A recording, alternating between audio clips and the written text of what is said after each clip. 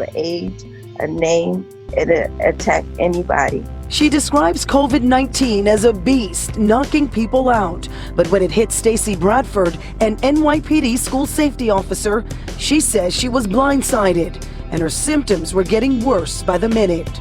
I couldn't control my right arm. My speech was slurred.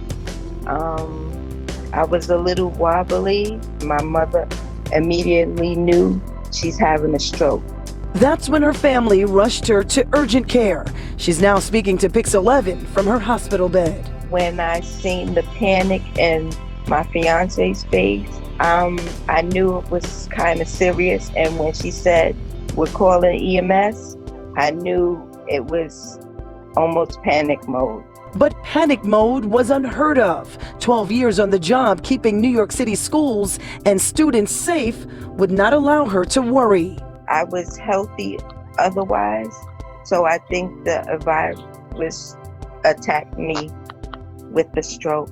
So for days, doctors and nurses here at Southside Northwell Hospital fought back around the clock to stabilize Bradford. The entire time, her long natural hair was undone until nurse Shamika Patterson took action. First, she hooked me up to a few things to make sure that I don't have a seizure, to monitor me. Then Nurse Patterson became stylist for a few minutes. I'm gonna come back and I'm gonna comb out your hair and braid it. It was her day off, I believe. She came to work to comb my hair and braid my hair. She kept her word. Now she's on the mend, getting ready to go home any day now, braids and all. So she asked us to say thank you to the nurse with the magic touch. Emergency room doctor who died by suicide after treating COVID-19 patients now speaking out. We told you about Dr. Lorna Breen yesterday. She actually came down with coronavirus herself, and after she recovered, went back to work to treat more patients. As of Sunday, she took her own life because I think she was tired, and she was the kind of person that somebody has very aptly put it. She was like the fireman who runs into the burning building to save another life and doesn't regard anything about herself. Father went on to say that his daughter is just a hero, and that brings us to this next conversation here. The coronavirus pandemic has taken a toll on healthcare workers worldwide. They've suffered from working long hours, with many of them just getting sick and some even dying from COVID-19. A new Chicago charity is changing that. Here's CBS 2's Jim Williams. Emanuel Carter took the call.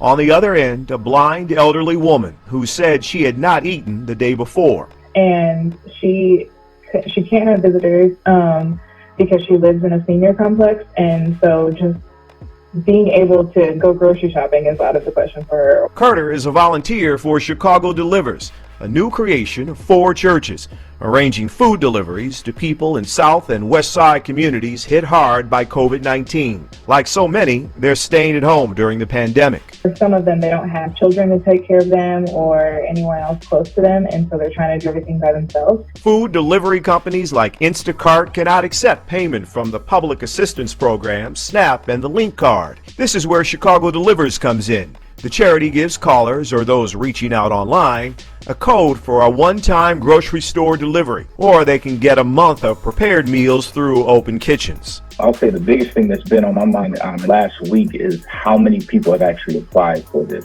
Pastor Derek Puckett leads one of the churches behind Chicago Delivers. He says they quickly went from 60 calls on the first day to 1,200 calls a day. Just let me know that there is a problem within our city. There are folks that need help, particularly in Black and brown neighborhoods on the west and south side of Chicago that are getting hit by COVID-19. For volunteer Emanuel Carter, the reward was hearing the reaction of the woman we told you about a moment ago. When we told her that we had a service that could bring her prepared meals already, she cried and cried and cried. Chicago Delivers says it has already distributed $200,000 worth of food. If you would like to use their service, there is a short application you have to fill out, Erica. What a beautiful effort, Jim. So where is Chicago Delivers getting the money for the food?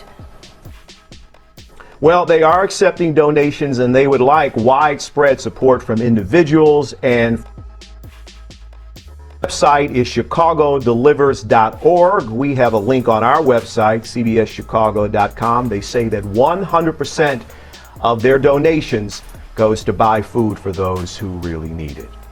All right, Jim, businesses struggle to make ends meet. One owner is trying to help others raise money.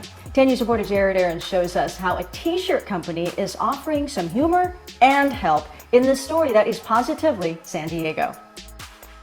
With a prime location at the Hilton Bayfront, Sweet Things Yogurt was one of the first businesses affected by COVID-19.